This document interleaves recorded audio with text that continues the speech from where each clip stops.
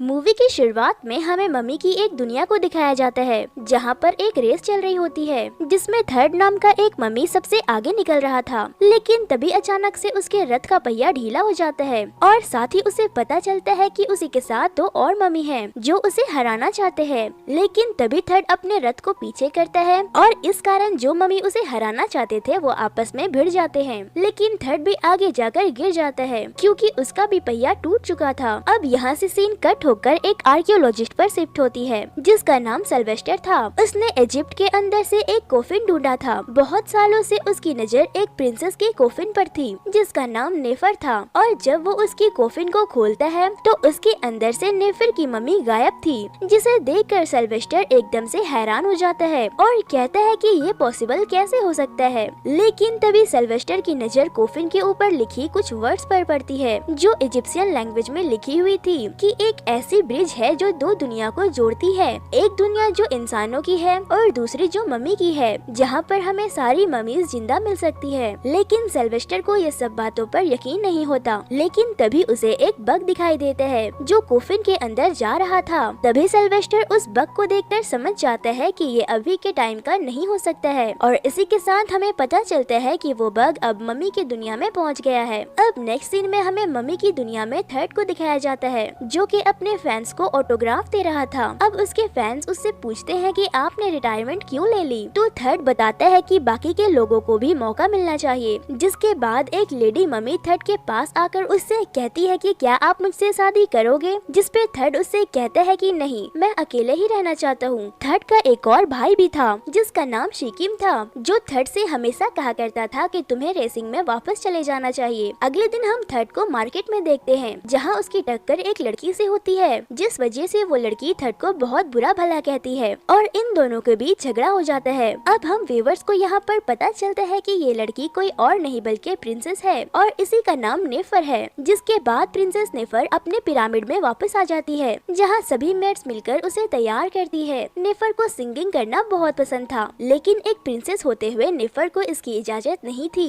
कि वो सबके सामने गाना गाए। तभी उसकी मेड आती है और नेफर से कहती है कि आपको गाना गाना अलाउ नहीं है। नेफर अपने फादर फिरौन से बहुत डरती थी इसीलिए वो चुप हो जाती है। तभी वहाँ पर फिरौन आते हैं और प्रिंसेस को बताते हैं कि जल्द ही यहाँ एक सेरेमनी होने वाली है जिसमें एक बर्ड तुम्हारे लिए जीवन साथी ढूंढेगा। जिसपे नेफर अपने फादर फिरौन से कहती है कि एक बर्ड मेरे लिए जीवन साथी कैसे ढूंढ सकता है और मुझे तो अभी शादी भी नहीं करनी। जिसपे फिरौन कहता है कि एक प्रिंसेस को शादी करना जरूरी है और कल के ही दिन तुम्हें तैयार होना होगा। अगले दिन फिनिक्स नाम की एक बर्ड को जिंदा करने का ट्रेडिशन शुरू होता है जिसमें एक रिचुअल के दौरान आग के अंदर से फिनिक्स को जिंदा किया जाता है। ये एक आग से जलता हुआ बर्ड था जिसे फिनिक्स कहा जाता है। फिनिक्स जहाँ पर भी जाकर रुकेगा उसी से प्रिंसेस की शादी करा दी जाएगी। इधर फिनिक्स पूरे मिस्र में घूम रहा था। दूसरी तरफ थर्ड का भाई सिकिम अपने बूमरैंग से खेल रहा था। तभी उसकी बूमरैंग सीधा जाकर फिनिक्स को लगती है और वो उसी के घर में आकर गिर जाता है। नीचे थर्ड अपना काम कर रहा था। तभी फिरौन के गार्ड आकर उसे पकड़कर पिरामिड में ले जाते हैं। थर्ड समझ नहीं पा रहा था कि आखिर मैंने क्या गलती कर दी जो मुझे यहाँ लाया गया है। तभी फिरौन उसे बताते हैं कि तुम्हें फिनिक्स बर्ड ने चुना है प्रिंसेस नेफर से शादी करने के लिए। थर्ड जब नेफर से मिलता है तो वो दोनों एक दूसरे पर खूब गुस्सा करते हैं क्योंकि उन दोनों की मुलाकात पहले भी हो चुकी थी। और जब थर्ड इस शादी से मना करता है तो वहाँ के लोग उसे बताते हैं कि तुम इस चीज के लिए मना नहीं कर सकते हो और अगर तुमने मना किया तो तुम्हारी जुबान और आंखें निकाल दी जाएगी। इधर नेफर भी थर्ड से शादी करने के लिए इनकार कर रही थी लेकिन फिरौन ये कहते हुए मना कर देते हैं कि एक बार जब फिनिक्स ने फैसला कर लिया तो वो बदला नहीं जा सकता है। जिसके बाद थर्ड को एक रिंग दी जाती है जो कि 7 दिन बाद उसे नेफर को शादी में पहनानी थी और अब थर्ड भी उसी पिरामिड में रहने लगा था। नेक्स्ट सीन में हम नेफर को देखते हैं जो अपने मेड से कह रही थी कि मैं इस लड़के से शादी नहीं कर सकती, मैं कुछ भी करके यहाँ से भाग जाऊंगी। उसी समय वहाँ थर्ड भी आ जाता है। इन दोनों की बातों से पता चलता है कि ये दोनों ही एक दूसरे से शादी नहीं करना चाहते हैं। अब अगले सीन में हमें पता चलता है कि यहाँ रात होने का अलग ही सिस्टम बना हुआ है। एक्चुअली यहाँ पर रात नेचुरल नहीं होती है बल्कि रात को बनाया जाता है। इधर शिकिम पिरामिड में आकर बहुत खुश था और जब वो अपने भाई से रिंग देखने के लिए मांगता है तो थर्ड ये बोलकर मना कर देता है कि ये रिंग बहुत इम्पोर्टेंट है, अगर ये रिंग खो गई तो फिरौन के गार्ड्स मुझे मार देंगे। जिसके बाद थर्ड उस रिंग को एक जगह पर छुपा देता है। नेक्स्ट सीन में हमें सिल्वेस्टर को दिखाया जाता है। उसने एक स्पाइडर रोबोट बनाया था जिसे वो नेफर के टॉम्ब में भेजकर सीधा थर्ड के घर के अंदर निकालता है। लेकिन इस टाइम थर्ड अपने घर पर नहीं था और स्पाइडर रोबोट वहाँ जाकर सारी चीजों का फोटो कैप्चर करने लगता है। इधर सिल्वेस्टर के साथ दो और लोग थे। उन दोनों के स्क्रीन छीनने की वजह से स्पाइडर रोबोट खराब हो जाता है और इधर उधर टकराने लगता है। लेकिन यहाँ पर सिल्वेस्टर के लिए अच्छी बात ये थी कि वो रिंग उसे मिल जाती है जो नेफर को थर्ड पहनाने वाला था। बट वो रोबोट को रिंग निकालने में प्रॉब्लम हो रही थी, जिस वजह से सिल्वेस्टर वहाँ एक ब्लास्ट करवा देता है। लेकिन वो आवाज इतनी जोरदार थी कि बाहर मौजूद थर्ड और सिक्किम भी उसे सुन लेते हैं और दोनों भागते हुए कमरे के पास आते हैं। लेकिन तब तक उसकी रिंग चोरी हो चुकी थी। अब उन्हें वो रिंग ढूंढने के लिए इंसानों की दुनिया में जाना पड़ेगा। अब नेक्स्ट सीन में हमें थर्ड, सिक्किम और उसके साथ एक क्रोकोडाइल को इंसानी दुनिया में दिखाया जाता है। उन्हें इंसानी दुनिया बहुत खूबसूरत लग रही थी। उन्हें हर चीज अलग लग रही थी क्योंकि इंसानी दुनिया मम्मीज की दुनिया से कई हजारों साल पीछे थी। तभी थर्ड को वो बॉक्स दिख जाती है जिसमें उसकी रिंग हो सकती थी और वो सिल्वेस्टर को देखकर सिक्किम से कहते हैं कि इन्हीं लोगों ने मेरी रिंग चुराई होगी। जिसके बाद थर्ड और सिक्किम उसी की गाड़ी में बैठ जाते हैं जिसमें वो बॉक्स रखा गया था। बट उन्हें यहाँ कुछ भी नहीं मिलता। अब उस रिंग के बॉक्स का पीछा करते हुए थर्ड और सिक्किम एक शिप के कमरे में पहुँच जाते हैं और जब वो लोग रिंग ढूंढना शुरू करते हैं तो रूम का दरवाजा ऑटोमेटिक बंद हो जाता है। उसी समय उन्हें किसी के आने की आवाज सुनाई देती है और ये कोई और नहीं बल्कि प्रिंसेस नेफर थी जो इन्हीं का पीछा करते हुए वहाँ तक आ गई थी। और जब नेफर को पता चलता है कि शादी वाली रिंग खो गई है तो वो बहुत खुश होती है और कहती है कि अच्छा हुआ, अब हमें शादी नहीं करनी पड़ेगी। जिसपे थर्ड गुस्से में उससे कहता है कि क्या तुम पागल हो गई हो? अगर वो रिंग नहीं मिला तो रॉयल गार्ड्स मुझे मार डालेंगे और तुम्हें यहाँ होना भी नहीं चाहिए, तुम्हें पिरामिड में होना चाहिए था। जिसके बाद थर्ड नेफर से कहता है कि मैं इस दरवाजे को एक ही बार में खोल सकता हूँ। लेकिन जब वो दरवाजे को खोलने की कोशिश करता है तो वो वहीं टकराकर नीचे गिर जाता है। फिर जब थर्ड की आंख खुलती है तो नेफर और सिक्किम उसे बताते हैं कि तुम्हें पहले बाहर देखना चाहिए, हम लोग कहाँ हैं। इसके बाद जब थर्ड बाहर देखता है तो उसे पता चलता है कि वो लोग इजिप्ट से बहुत दूर आ चुके हैं और इस वक्त वो सब एक शिप में हैं। अब नेक्स्ट मॉर्निंग ये तीनों शिप के साथ लंदन पहुंच जाते हैं। इधर सिल्वेस्टर अपनी बॉक्स शिप से उतार रहा था तो उधर थर्ड, नेफर और सिक्किम सिल्वेस्टर की गाड़ी में छुपकर बैठ जाते हैं। लेकिन जहाँ ये लोग उतरते हैं वहाँ इन्हें बहुत सारे लोग देख लेते हैं।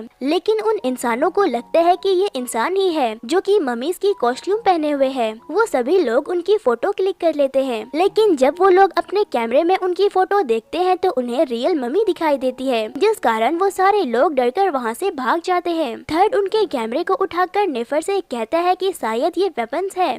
जिसके बाद ये लोग एक थिएटर में जाते हैं जहाँ के क्रू मेंबर इन्हें देखकर कहते हैं कि तुम लोग यहाँ क्या कर रहे हो, तुम्हें तो अभी स्टेज पर होना चाहिए। इसीलिए वो इन तीनों को स्टेज पर भेज देते हैं जहाँ और भी बहुत सारे लोगों ने मम्मीज की कॉस्ट्यूम पहनी हुई थी। कुछ ही देर के बाद परफॉर्मेंस स्टार्ट हो जाता है और जब नेफर सिंगिंग कर रही थी तभी उसे एक लड़की दिखाई देती है जिसके हाथ में थर्ड की वो रिंग थी। नेफर गाना गाते हुए वो लड़की से वो रिंग ले लेती है और अब सिल्वेस्टर को भी पता चल चुका था कि ये लोग असली मम्मी हैं जो कि अपने रिंग को लेने यहाँ तक आ गए हैं। नेफर को गाना गाते हुए एक म्यूजिक डायरेक्टर देख लेता है और सोचता है कि अगर ये मेरे लिए गाना गाए तो मेरी सारी एल्बम हिट हो सकती है। इधर जब नेफर को रिंग मिल चुकी थी तो इसीलिए वो थर्ड और सिक्किम के साथ वहाँ से भागने लगती है। लेकिन तभी थिएटर के बाहर वो म्यूजिक डायरेक्टर आ जाता है जिसका नाम एड था। वो नेफर से कहता है कि तुम्हें मेरे साथ गाना गाना चाहिए जिससे तुम बहुत सारे पैसे कमा सकती हो। तभी वो लोग देखते हैं कि सिल्वेस्टर उनका पीछा कर रहा है, जिस वजह से ये सारे के सारे लोग एड की कार में बैठ जाते हैं। कार में थर्ड नेफर को समझाता है कि अब हमें रिंग मिल चुकी है तो हमें वापस चलना चाहिए क्योंकि ये हमारी दुनिया नहीं है और ये हमारे लिए बहुत खतरनाक भी है। उसकी बात मानते हुए नेफर कार से उतर जाती है और एड को सॉरी करते हुए कहती है कि मैं अभी आपकी कोई मदद नहीं कर सकती हूँ। लेकिन एड नेफर को अपना कार्ड देते हुए कहता है कि तुम्हें जब भी मेरी जरूरत पड़े तो मेरे एड्रेस पर आ जाना। एड के जाने के बाद सिक्किम को पता चलता है कि वो रिंग तो असल में नकली है। ये सुनकर नेफर और थर्ड सैड होकर बैठ जाते हैं। कुछ देर बाद थर्ड सभी से कहता है कि हमें रात बिताने के लिए कोई ना कोई जगह तो चाहिए ही क्योंकि बारिश भी आने वाली है और रिंग हमें फिर से ढूंढनी पड़ेगी। इसीलिए अब हमें एड के घर जाना चाहिए। घर आने पर एड नेफर से कहता है कि तुम मेरे साथ काम करो, हम लोग मिलकर म्यूजिक एल्बम बनाएंगे। जिसके बाद नेफर एड के साथ कमरे में चली चली जाती है। तो इधर सिकिम और क्रोकोडाइल थर्ड से कहता है कि तुम अब नेफर को पसंद करने लगे हो, जिसमें थर्ड कहता है कि नहीं, ऐसी कोई भी बात नहीं है। वहीं दूसरी तरफ हम सिल्वेस्टर को देखते हैं, जो अपने लोगों से कहता है कि अगर मुझे डायरेक्ट नेफर ही मिल जाए तो मुझे रिंग का क्या काम, ये मेरी और अब तक की दुनिया की सबसे बड़ी खोज होगी। अब सीन दोबारा से नेफर पर शिफ्ट होती है, जो एड से कहती है कि आगे के सूट के लिए मुझे और भी कपड़े की जरूरत है, जिसपे एड उसे अपना कार्ड देते हुए कहता है कि तुम सामने वाले स्टोर पर जाओ और जो पसंद आए वो ले लो। जिसके बाद थर्ड, नेफर और सिकिम साथ मिलकर मॉल चले जाते हैं, जहां इन्हें बहुत सारे कपड़े और सुंदर सुंदर चीजें मिलती हैं। इसी के साथ ये लोग बहुत सारा शॉपिंग करके एड के घर की तरफ वापस लौट आते हैं। यहाँ आकर नेफर बहुत खुश थी, क्योंकि उसके गाना गाने का सपना पूरा होने वाला था। लेकिन थर्ड को ये सब ठीक नहीं लग रहा था। वो उससे कहता है कि हमें यहाँ से जल्द निकल जाना चाहिए। नेफर थर्ड को बताती है कि मुझे सिंगिंग करना बहुत पसंद है, लेकिन मैं अपने फादर से इतना ज्यादा डरती हूँ कि मैं वहाँ गाना नहीं गा सकती। लेकिन इस दुनिया में मैं मेरे सपने को पूरा कर सकती हूँ, इसीलिए मैं इस दुनिया को छोड़कर कहीं नहीं जाऊंगी। उसकी बात सुनकर थर्ड भी उसकी बात मानने के लिए तैयार हो जाता है। थर्ड नेफर से कहता है कि तुम आगे बढ़ो, मैं तुम्हारे साथ ही रहूंगा। एड अपना म्यूजिक एल्बम शुरू करके नेफर के सारे गाने को रिकॉर्ड करने लगता है। देखते ही देखते नेफर की सॉन्ग वायरल हो जाती है और नेफर बहुत फेमस हो जाती है। लेकिन उसके फेमस होने के कारण न्यूज के दौरान सिल्वेस्टर को उसका पता चल जाता है और जब नेफर शाम को बैल्कनी में बैठी थी तो सिल्वेस्टर उसे बेहोश करके अपने साथ लेकर चला जाता है। थर्ड उसे बचाने की बहुत कोशिश करता है, लेकिन वो उसे बचा नहीं पाता है और वो एड के ऊपर बहुत गुस्सा करता है। वो उससे कहता है कि ये सब तुम्हारी वजह से हुआ है। थर्ड सिक्किम को एड के घर पर रुकने का बोलकर खुद उस गाड़ी के पीछे भागने लगता है। इधर सिल्वेस्टर नेफर को एक म्यूजियम में ले आता है और एक शोकेस की तरह उसे बंद रखता है, क्योंकि अगले दिन एक बहुत बड़ा एग्जीबिशन होने वाला था। उस पूरे जगह में सिर्फ मम्मी की चीजें ही भरी हुई थी। यहाँ सिल्वेस्टर चाहता था कि अगर नेफर सबके सामने आएगी तो उसे बहुत सारे पैसे मिलेंगे, क्योंकि नेफर एक असली मम्मी थी। साथ ही साथ उसका दुनिया की सबसे बड़ी खोज में नाम भी लिखा जाएगा। अब थर्ड भी नेफर तक पहुँच चुका था, लेकिन उसे पता नहीं था कि यहाँ हर तरफ कैमरे लगे हुए हैं और कैमरे उसे देख सकते हैं। इसलिए थर्ड उस म्यूजियम में आते ही बिना कैमरे से डरे नेफर के पास पहुँच जाता है और उसे बाहर निकालने की कोशिश करने लगता है। लेकिन तभी सिल्वेस्टर आकर उन दोनों को शूट करके फिर से बेहोश कर देता है और वो दोनों वहीं गिर जाते हैं। इधर अब सिक्किम को उन दोनों की फिक्र होने लगी थी, इसलिए वो एड की हेल्प लेकर म्यूजियम तक पहुंच जाता है। ये छोटू सा सिक्किम दिमाग से बहुत तेज था।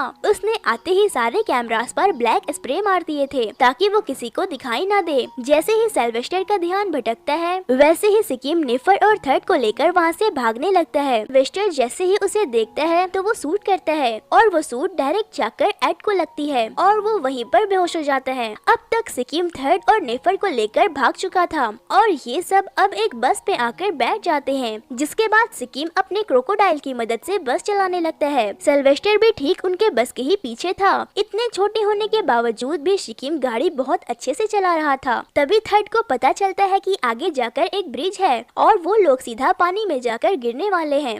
वो सिक्किम को गाड़ी फुल स्पीड में चलाकर ब्रेक लगाने का कहता है, जिस वजह से सिल्वेस्टर की गाड़ी जाकर सीधा एक बोट पर गिरती है। अब उन लोगों का पीछा सिल्वेस्टर से छूट चुका था और साथ ही सिक्किम ने म्यूजियम से भागते वक्त रिंग भी चुरा ली थी। तभी वहाँ पर एड आ जाता है और अब थर्ड नेफर पर ये फैसला छोड़ देता है कि तुम्हें यहाँ रहकर अपने सपने पूरे करने हैं या अपनी दुनिया में वापस जाना है। यहाँ पर नेफर अपना सपना छोड़कर थर्ड के साथ वापस मम्मीज की दुनिया में जाने का डिसाइड करती है। अब यहाँ पर बात ये थी कि ये लोग इतनी दूर लंदन से इजिप्ट कैसे जाएंगे, जिसपे एड उन्हें फ्लाइट के बारे में बताता है और कहता है कि फ्लाइट से तुम लोग घंटों में लंदन से इजिप्ट पहुंच सकते हो। एड उन लोगों को फ्लाइट में चोरी छुपके बिठा देता है। फ्लाइट में थर्ड नेफर से कहता है कि चलो जो हुआ अच्छा ही हुआ, अब हम दोनों को आपस में शादी नहीं करनी पड़ेगी।